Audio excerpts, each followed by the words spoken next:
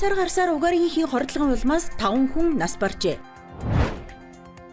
Донорын цэсийг дроноор тээвэрлэж байна.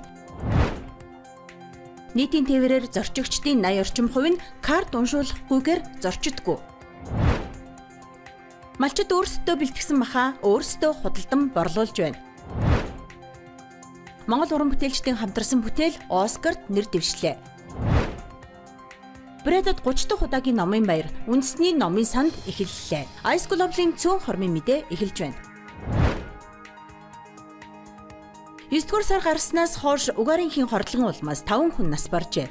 Тодорхойлбол 23-ны өдөр Сонгоо хайрхан Чингэлтэй Баянзүрх Сүхбаатар хаан улд дүүргийн нийт 31 өрхийн 81 иргэн угаарынхийн хордлогод өртөж эмнэлгийн тусламж үйлчилгээ авсан байна.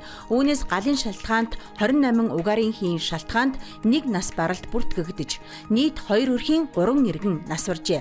Мөн 24-ний өдөр 1 өрхийн 2 хүн угаарынхийн шалтгаанаар амь эрсэдсэн байна.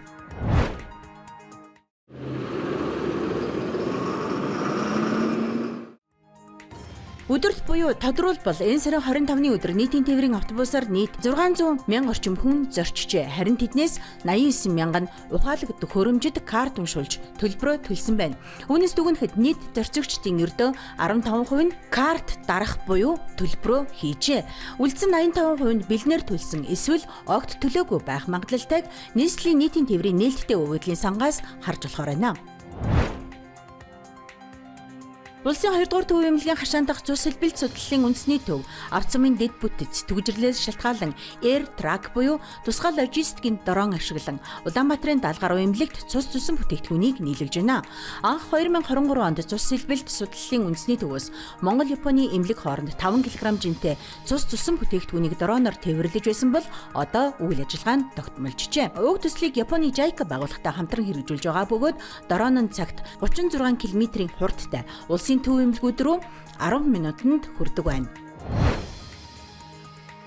Нийслэлийн баян хөшөөний баруун салаанд 21 аймгийн малчид гар дээрээ бэлтгэсэн махаа өөрсдөө худалдаалгацыг ажиллаж байна. Дундын зуучлал, чинжийн дамжлаггүй малын махыг малчдын гараас өөрсдөөс нь хямд буюу анхдагч хүнээр нь худалдан авах боломжийг энэ цэг олгож байгаа юм. Энд адууны мах 10,500, үхрийн мах 14,000, хоньны мах 11,500 төгрөгийн үнэтэй байна.